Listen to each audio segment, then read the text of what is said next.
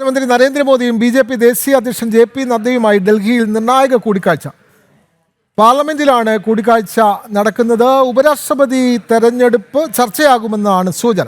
വിവരങ്ങളുമായി ജിഷ്ണു കൃഷ്ണൻ ചേരുന്നുണ്ട്. എന്തായാലും ഉപരാഷ്ട്രപതി ജഗദീപ് ധൻഖർ ഇന്നലെ രാത്രിയോടെയാണ് വളരെ പെട്ടെന്ന് ആരോഗ്യനില കണക്കിലെടുത്ത് അദ്ദേഹം സ്ഥാനമൊഴിഞ്ഞത്. ഇനിയും നമുക്കറിയാം, സഭാ സമ്മേളനം നടന്നുകൊണ്ടിരിക്കുന്ന കാലഘട്ടമാണ്. വളരെ പെട്ടെന്ന് ഉപരാഷ്ട്രപതിയെ തിരഞ്ഞെടുക്കേണ്ടതുണ്ട്. അതിൻ്റെ നടപടിക്രമങ്ങളും അത് പൂർത്തിയാക്കേണ്ടതുണ്ട്. അതുകൊണ്ട് സ്വാഭാവികമായും NDAയ്ക്കും ഇന്ത്യ സഖ്യത്തിനും സ്ഥാനാർത്ഥികളുണ്ടാകും എന്നുള്ള കാര്യത്തിൽ സംശയമില്ല. അപ്പോൾ ഒരു തെരഞ്ഞെടുപ്പ് തന്നെ വേണ്ടിവരും.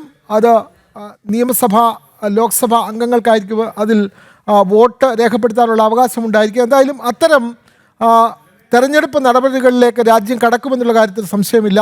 അതിൽ ആരെ സ്ഥാനാർത്ഥിയാക്കണം, പുതിയ ഉപരാഷ്ട്രപതി ആര് എന്നുള്ളതിനെ സംബന്ധിച്ച് BJPയിലും NDAയിലും തിരക്കിട്ട ചർച്ചകളാണ് നടക്കുന്നത്. ജിഷ്ണു കൃഷ്ണൻ ചേർന്നു. ജിഷ്ണു, എന്തായാലും രാജ്യ തലസ്ഥാനത്ത് ഇപ്പോൾ നടക്കുന്ന പ്രധാനപ്പെട്ട ചർച്ച അടുത്ത ഉപരാഷ്ട്രപതി ആര് എന്നുള്ളതാണ്.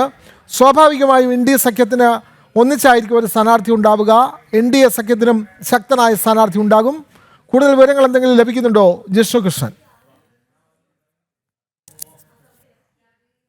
നരേന്ദ്രമോദിയും ഒപ്പം കേന്ദ്രമന്ത്രി JP നദ്ദ കൂടാതെ ആഭ്യന്തരമന്ത്രി അമിത്ഷാ എന്നിവർ യോഗം ചേർന്നു എന്നുള്ളതാണ് മനസ്സിലാക്കാൻ സാധിക്കുന്നത്. ഒന്ന്, തീർച്ചയായും വിനോദ് ചൂണ്ടിക്കാട്ടിയതുപോലെ നിലവിൽ ഉപരാഷ്ട്രപതി ജഗദീപ് ധൻഖർ രാജിവെച്ചു. 60 ദിവസത്തിനകം പുതിയ ഉപരാഷ്ട്രപതിയെ തെരഞ്ഞെടുക്കേണ്ടതുണ്ട്. അതുകൊണ്ട് NDAയുടെ ഭാഗത്തുനിന്ന് ആരായിരിക്കണം ഉപരാഷ്ട്രപതി സ്ഥാനാർത്ഥി എന്നത് സംബന്ധിച്ച് നിർണായകമായ ചർച്ച ഈ കൂടിക്കാഴ്ചയിൽ ഉണ്ടായിട്ടുണ്ടാകാം. ഒപ്പം പാർലമെന്റിൽ ഈ വർഷകാല സമ്മേളനത്തിന്റെ ഈ 2 ദിവസങ്ങളിൽ വലിയ ബഹളമായിരുന്നു പ്രതിപക്ഷത്തിന്റെ ഭാഗത്തുനിന്നുണ്ടായിരുന്നത്.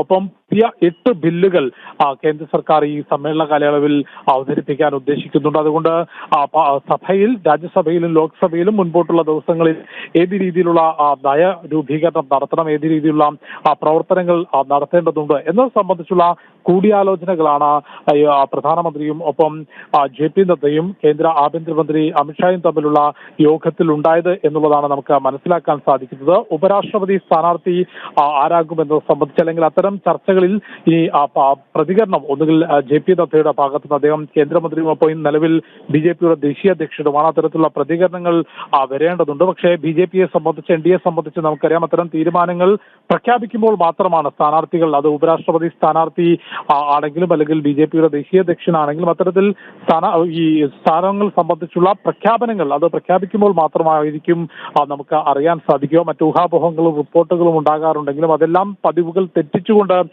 അപ്രതീക്ഷിത പ്രഖ്യാപനങ്ങൾ എപ്പോഴും BJPയുടെ ഭാഗത്തുനിന്ന് ഉണ്ടാകാറുണ്ട്. അതുകൊണ്ട് ഉപരാഷ്ട്രപതി സ്ഥാനാർത്ഥി, NDAയുടെ ഉപരാഷ്ട്രപതി സ്ഥാനാർത്ഥി ആരായിരിക്കും എന്നുള്ളത് ഏറെ നിർണായകമായിരിക്കും. കൂടാതെ പ്രതിപക്ഷത്തിന്റെ ഭാഗത്തുനിന്ന് നമുക്ക് മനസ്സിലാക്കുന്നത് ഇന്ത്യ മുന്നണി എന്നുള്ള രീതിയിൽ ഒരൊറ്റ സ്ഥാനാർത്ഥിയെ തന്നെ പ്രതിപക്ഷം നിർത്താനാണ് സാധ്യതയുള്ളത്. ഇനിയും 60 ദിവസത്തെ സാവകാശം ഉപരാഷ്ട്രപതി തെരഞ്ഞെടുപ്പിനുണ്ട്. ഏതായാലും നിർണായകമായ യോഗം തന്നെയാണ് പാർലമെന്റിൽ പ്രധാനമന്ത്രി നരേന്ദ്രമോദിയും ഒപ്പം ആരോഗ്യമന്ത്രി JP നദ്ദയും ആഭ്യന്തരമന്ത്രി അമിത്ഷായും തമ്മിൽ നടന്നിട്ടുള്ളത്. വിനോദ്, തീർച്ചയായും രാജ്യ തലസ്ഥാനത്ത് അടുത്ത ഉപരാഷ്ട്രപതി ആര് എന്നുള്ള വലിയ നിലയിലുള്ള രാഷ്ട്രീയ ചർച്ചകളാണ് നടക്കുന്നത്.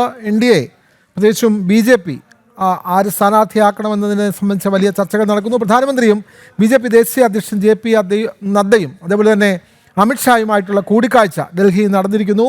ഇന്ത്യ സഖ്യത്തിനും സ്ഥാനാർത്ഥി ഉണ്ടാകുമെന്നുള്ള സൂചനകളാണ് ഡൽഹിയിൽ നിന്നും ജിഷ്ണു കൃഷ്ണൻ നൽകുന്നത്.